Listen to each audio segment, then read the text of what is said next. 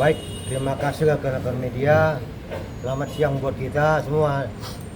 Ini sidang agenda hari ini adalah pemeriksaan pertama adalah tambahan bukti dari pihak tergugat.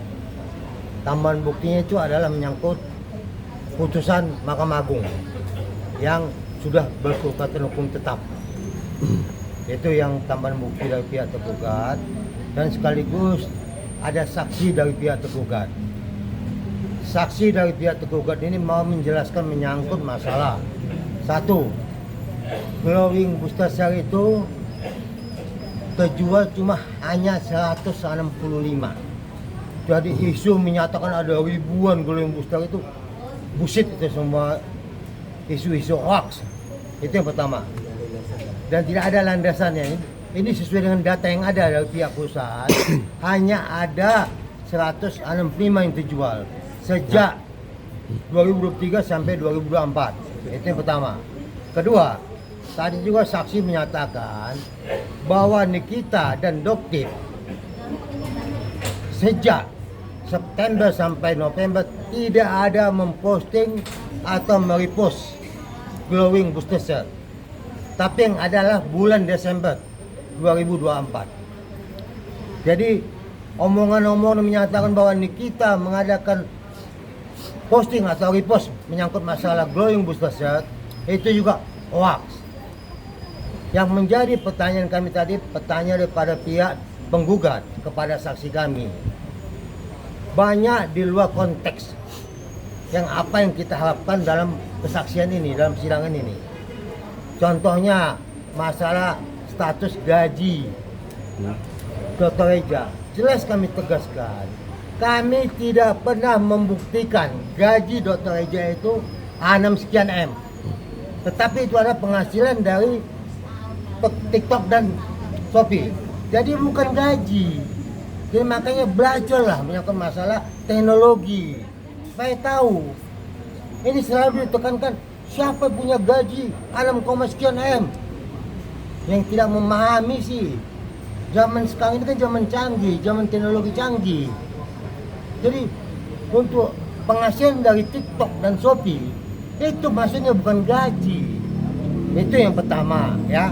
Supaya pahami sebenarnya, jangan masyarakat ini dibentuk opini seakan-akan bahwa itu gaji, bukan gaji, tapi penghasilan dari TikTok dan Shopee, hasil penjualan. Itu yang pertama yang perlu kami jelaskan. Silakan. Ya, jadi saksi tadi intinya hanya sedikit ya, bahwa 165 glowing booster cell yang dijual itu hanya dijual di TikTok dan Shopee. Jadi tidak ada Lazada. Maksudnya tidak ada Lazada, di gugatannya mereka bilang Lazada. Ya. Kemudian tadi saksi juga mengatakan Nikita tidak pernah membuat suatu cerita yang baik tentang Dr. Reja. Tidak pernah mengatakan sesuatu yang baik tentang produk PT Gula Pizza. Tapi kalau menjelek-jelekkan ada, ya. Tiada yang mau saya sampaikan ya. Hari ini kami ini sebenarnya bersyukur ini, ya. Kami hari ini bersuka cita kami karena sidang ini sudah selesai. Tinggal kesimpulan, ya. Kami ini advokat. Advokat itu biasa menangani perkara hukum, kasus hukum. Tapi bagi kami menangani komedi itu sangat susah. Karena kami bukan komedian. Jadi setelah komedi ini selesai, kami bersyukur. Jadi tugas kami untuk berkomedi-komedi sudah selesai. Kami akan kembali ke kita kami sebagai advokat menangani perkara hukum. Ya. Kenapa saya katakan demikian? Gugatannya adalah gugatan perbuatan melawan hukum.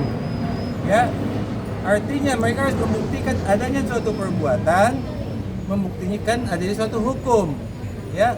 Perbuatan Dr. Reja, hukum apa yang dilanggar, ya? Dia buktikan nih perbuatan Dr. Reja ini ABCD.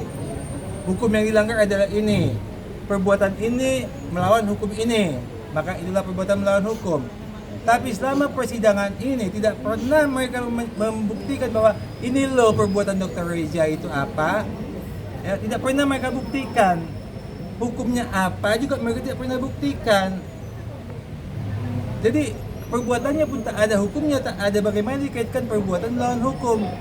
Yang mereka bahas masalah gaji, masalah perjanjian.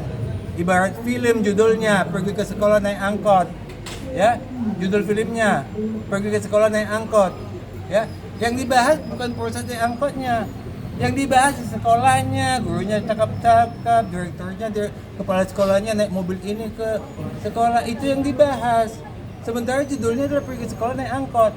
Mestinya ini yang dibahas, ya. Nah, itulah makanya kami katakan komedi selesai, kami bersyukur sudah selesai tugas kami berkomedi. Tapi dalam hal ini kami juga punya rekompensi, ya. Gugatan rekompensi kami itu juga sama, perbuatan melawan hukum. Ya, kami juga merekompensinya adalah perbuatan melawan hukum. Kami buktikan, ini loh perbuatan kita. Meminta uang 4M. Ya. Ini perbuatannya. Hukumnya kami kasih tahu, pasal sekian, pasal sekian, pasal sekian pidana. Ya. Perbuatannya ini kami kaitkan dengan hukum ini menyatu. Itu namanya perbuatan ini melawan hukum ini. Ya, supaya kalian paham perbuatan melawan hukum. Mereka ini nggak paham ya. Oke, saya cukup. Jadi ada dua hal kenapa kami mengikuti persidangan ini. Ya, pertama, kami patuh dan taat terhadap mekanisme hukum acara perdata, sehingga kami mengadili persidangan ini. Ya, kedua, bahwa menyangkut masalah gugatan balik kami atau rekompensi kami, itu sebenarnya kalau gugatan pihak penggugat kami nggak pernah anggap ini, nggak pernah ada bagi kami. Bahkan kami bilang tadi, bahkan kami menyatakan ini komedi. Capek kami menghadapi komedi. Tapi terpaksa kami melayani komedi ini karena ada dua poin itu. Pertama, menyangkut masalah bahwa kami patuh dan taat mekanisme hukum acara perdata. Karena kami digugat, kami hadirin persidangan ini. Kedua, menyangkut masalah gugatan rekompensi kami. Ini juga ada nilainya. Jadi jangan main-main. Kami bisa buktikan dengan putusan pidana yang berkeluarkan terhukum tetap bahwa kita terbukti bersalah melakukan tindak pidana pemerasan. Ditambah lagi TPPU. Jadi tanpa kami tanggapi sebenarnya ini kalau gugatan pihak penggugat kami nggak anggap ini sebenarnya. Tapi gugatan kami yang kami ajukan, gugatan balik kami supaya tahu konsekuensinya setiap menggugat walaupun itu komedi ada konsekuensi. Itu mungkin tanggapan kami. Bang, mungkin gugatan rekonvensinya udah diajukan atau memang belum lagi proses, Bang? Udah sekaligus dalam persidangan ini Dalam sekaligus. persidangan ini Saat jawaban. Silakan. Jadi gini, gugatan rekonvensi itu kita masukkan pada saat kita memberikan jawaban atas gugatan yang dilayangkan Nikita Mirzani sama Ismail Marzuki ke kita. Jadi setelah pembacaan gugatan, di minggu berikutnya adalah jawaban dari kita. Di situ juga kita langsung mengajukan gugatan rekonvensi. Nah, sekarang tadi sudah dijelaskan sama senior-senior saya bahwa berkaitan tentang adik gugatan ini, paling poin pentingnya adalah bahwa kita ini digugat. Dengar nih teman-teman semua, kami ini Dr. Reza Gladys digugat ketika Dr. Reza Gladys melaporkan ini ke polisi. Itu poinnya. Satu. Nah, berarti di sini ada pembelajaran untuk kita semua bahwa yang namanya perbuatan hukum itu bukan merupakan perbuatan melawan hukum. Contoh, ketika Dr. Reza melaporkan polisi, ternyata Dr. Reza misalkan mencuri. Nah, itu berarti Dr. Reza melakukan perbuatan melawan hukum. Dr. Reza ini memakai haknya sebagai warga negara untuk melaporkan atas dugaan tindak pidana pemerasan pada saat itu. Nah, sekarang kita mengajukan bukti tambahan yang tadi senior kita sampaikan bahwa di sini sudah jelas bahwa perbuatan yang dilakukan oleh Dr. Reza untuk melaporkan itu memang sah, inkrah, sudah berkekuatan hukum tetap. Jadi gugatan rekonvensi balik kita adalah ketika ada perbuatan melawan hukum yang dilakukan oleh Nikita maupun Ismail Marzuki, dan itu sudah dibuktikan dengan adanya putusan inkrah tadi bahwa memang ada nih perbuatan pemerasan sehingga Dr. Reza ini mengakibatkan kerugian baik itu uang materi senilai 4 miliar dan lain-lainnya. Mungkin tambahkan sedikit nih. Baik, dia suka sedikit. Terima kasih. Agenda hari ini bukti tambahan dari tergugat 1 dan tergugat 2 dan saksi dari tergugat 1 dan tergugat 2. Untuk agenda berikutnya adalah kesimpulan. 2 minggu kemudian putusan. Jadi mudah-mudahan 2 minggu kesimpulan, 2 minggu putusan. Mudah-mudahan aja nanti putusannya ya kita bisa lihat bersama apa yang kita inginkan bersama bisa nanti terbukti pada saat nanti putusannya sudah keluar. Jadi kita kasih tahu media putusannya ya. Oke. Karena sifatnya kesimpulan itu melalui ikon, termasuk juga putusan. Putusan